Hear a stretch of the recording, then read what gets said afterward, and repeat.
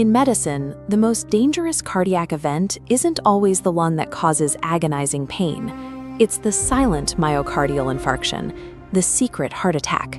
The tissue dies, the heart fails, but it happens without a single symptom. It forces us to ask, what happens when the greatest threat to your life is a total absence of warning? Pain is a biological necessity. It's the alarm that tells you to pull your hand back from the fire.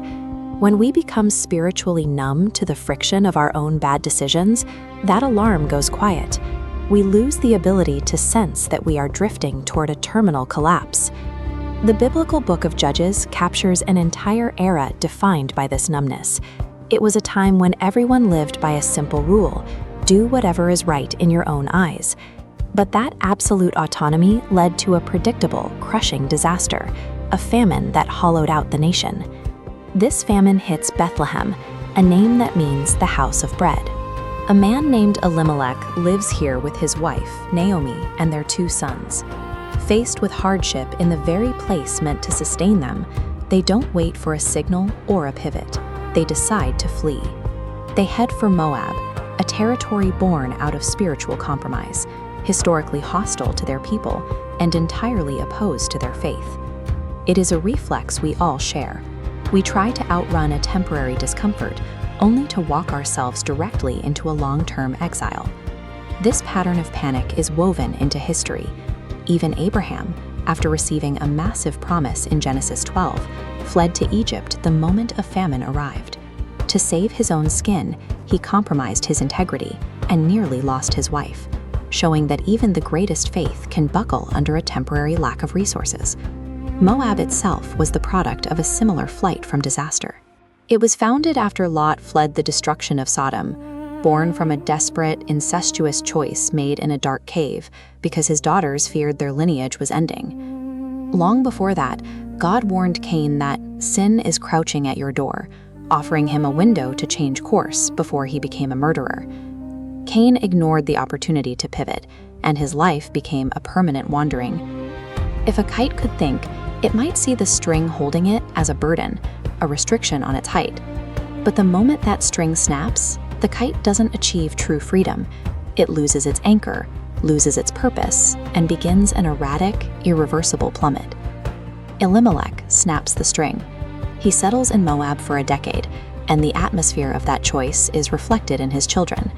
He names his sons Mahlon and Chilion, names that translate to sickly and failing.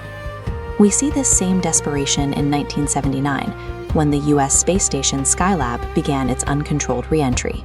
In parts of India, where people feared the station would crush their homes, parents actually named their newborns Skylab.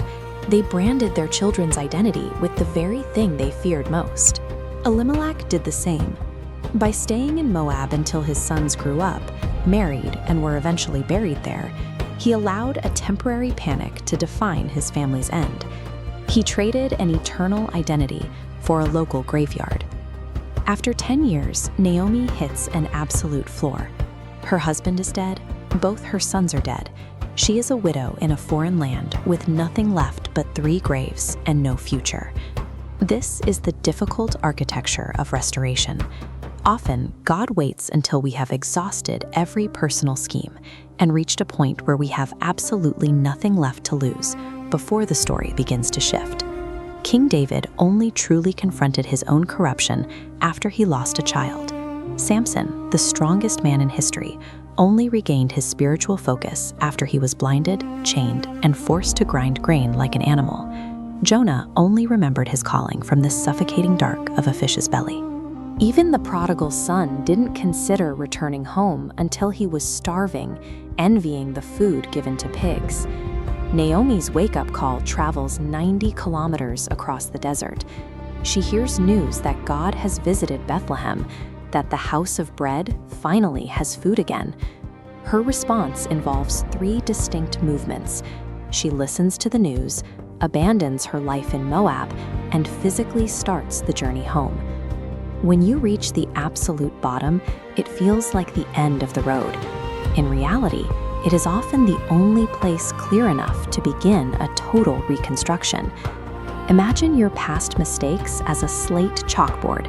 You tried to draw your own path, but it's now covered in messy, irreversible scribbles that have ruined the entire picture. A father sees his daughter crying over a ruined slate just like that. He doesn't criticize the mess. He takes his own hand and wipes the slate clean, giving her the space to start a fresh start. The book of Ruth tracks this fresh start through 4 stages. First, the city, as Ruth enters Bethlehem. Second, the field, where God guides her to Boaz. Third, the feet, securing a redeemer. Finally, the family, transforming from destitute widow to redeemed wife. The legacy of that 49-day journey changed the world. Ruth gave birth to Obed, the grandfather of King David, placing this once destitute foreigner directly in the bloodline of Jesus Christ. To understand the weight of that legacy, imagine a sparrow. Once a year, it flies to a massive stone mountain and rubs its beak against the peak twice. The time it would take for that sparrow to wear the entire mountain down to nothing, that is the scale of eternity. Naomi's story proves the string can be reattached. The secret heart attack of spiritual numbness doesn't have to be fatal. It starts by recognizing that your own autonomy has led you to a graveyard, and then choosing to walk back toward the house of bread.